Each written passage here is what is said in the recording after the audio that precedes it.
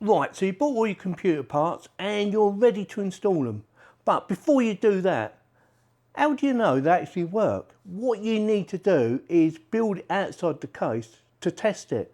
And I'm going to quickly show you how you need to do it. So basically, you need something like this.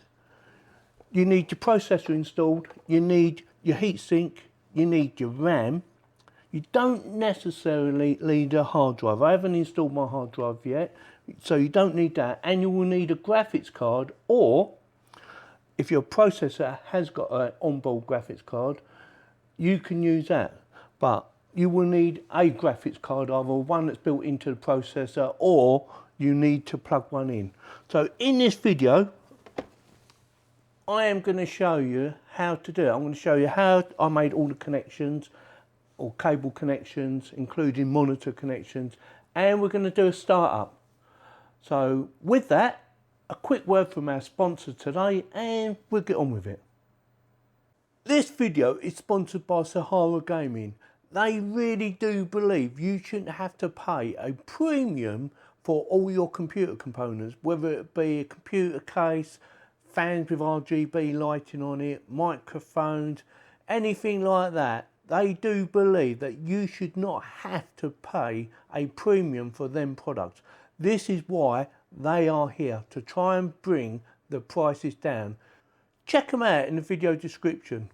What I'm going to do now, I'm going to quickly show you all the connections that I've made and explain to you what does what, and then we're going to start them up. So with the graphics card, I have plugged in two power cables because it needs two power cables. So that is plugged in into the power supply, and that is a 1000-watt power supply. You don't need a 1000-watt power supply. It's just that was AMD, I had it to hand, so that is what I'm using.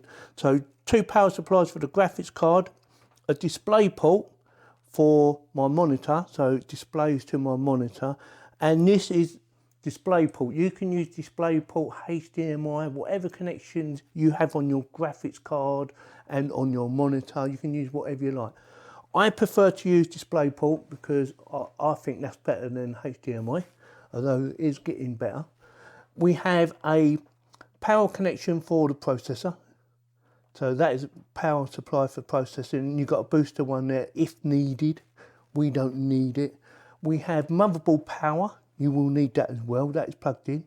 So that is all ready to go. And like I said, we are using a 1000-watt power supply, and it should be quite easy for you to know which ones to connect into what. They should all be marked up on the power supply, what's got to go in which. Also, I plugged in a USB wireless controller for the mouse and keyboard. Hopefully it should work all right. I'm not 100% sure on that one because I've never used it on a BIOS, on a startup. We will find out. So what we're going to do now is I'm going to power on and see what happens. Right, so we have RGB running and we have a startup light. So basically all I've got to do is press that. So the heatsink's running with the fan, graphics card's running, and also the RGB for the RAM is running. So far looking good. Don't worry about that shutting off. It just means it's not up to temperature. It looks quite good, doesn't it? So we need to see that, and there you go. So that's come up straight away. Is my, oh, it is working of a sort. It wants adjusting. Now, I wasn't sure if this is going to work, but it gives you a basic idea of what's going on. So you can use the keyboard. You don't have to use a mouse to navigate through. I'm just having a quick look. So we have DDR4 running at 3200 Hertz, which is very nice. And I didn't do any of these settings. These were all pre-done beforehand when they tested it. Target CPU speed is 34 or 3400. We will see if we can overclock that at some stage, so look out for a video for that. So yeah, everything is running. So what I'm going to do now is turn it off. And that is it. So that is the end of that. So the next part of this video, or the next video, is I'm going to be installing this into my computer. If this is your first time, I recommend you take the graphics card off before you install it, all right? Because that graphics card's quite heavy. And that's not even the newer ones, that's one of the old ones.